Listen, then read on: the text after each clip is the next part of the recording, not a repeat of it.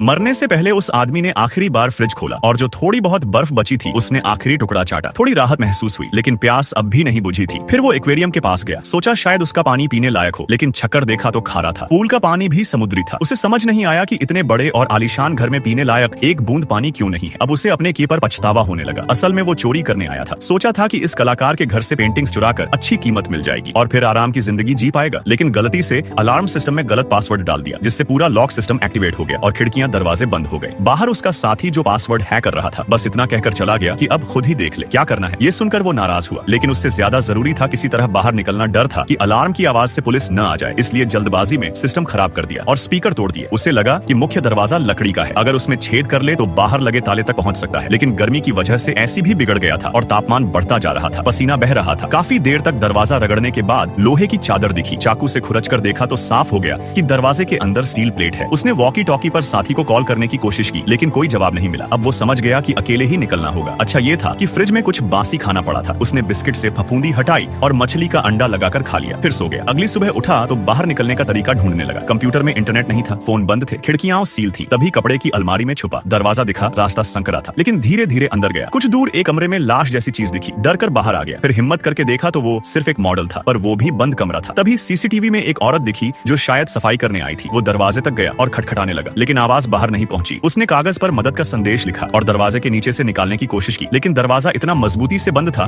कि कागज भी नहीं जा सका। अगले दिन फिर उठा और बैठा रह गया। तभी नजर छत की तरफ गई, देखा कि छत कांच की है। उसने सोचा किसी तरह ऊपर पहुंचकर उसे हटाने की कोशिश करेगा। फर्नीचर इकट्ठा करके ऊंचा स्टैंड बनाया और ऊपर चढ़ गया। फिर महंगे पर्दे फाड़कर रस्सी बनाई। जब छत तक पहुंचा तो देखा कि कांच बहुत मजबूत है, शायद बुलेट प्रूफ। सोचा फ्रेम हटाना पड़ेगा। एक फूलदान तोड़कर चश्मा जैसा कुछ बनाया ताकि आंखों में कांच न गिरे। अब छड़ी और चम्मच से फ्रेम काटना शुरू किया। कुछ देर बाद एक बोल्ट दिखा जो बहुत मजबूती से लगा था। चाकू से निकालने की कोशिश की, लेकिन नाकाम रहा। देखा कि फ्रेम में कुल 12 बोल्ट लगे हैं। अब वो पूरे घर में रेंच ढूंढने लगा, लेकिन सिर्फ किचन का सामान था। उसी समय ऐसी सिस्टम अचानक चालू हो गया और ठंड बढ़ गई। वो कांपता हुआ कंबल में लिपट गया। रात को सीसीटीवी में फिर वही औरत दिखी। वो दरवाजा पीटने लगा, आवाज दी, लेकिन फायदा नहीं हुआ। उसने फिर पेपर पर संदेश लिखा, लेकिन दरवाजे से बाहर नहीं जा सका। थकर लेट गया, लेकिन हार नहीं मानी। खाना खत्म हो गया था तो पौधों की पत्तियां और पानी पीने लगा। अब उसने लकड़ी की कुर्सी काटकर रेंच जैसा औजार बनाया और बोल्ट खोलने की कोशिश की। पहला बोल्ट खोलने में पूरा दिन लग गया, लेकिन खुल गया। धीरे धीरे सारे 12 बोल्ट खोल दिए। इस बीच कई बार गिरकर चोट भी लगी। एक बार पैर भी टूट गया, लेकिन आखिरकार कांच हटा दिया और रास्ता साफ हो गया। जाने से पहले एक चिट्ठी छोड़ी जिसमें माफी मांगी और रेंगते हुए बाहर निकल गया। 2 महीने बाद वो किसी तरह बाहर आया और ठान लिया कि अब कभी ऐसा काम नहीं करेगा।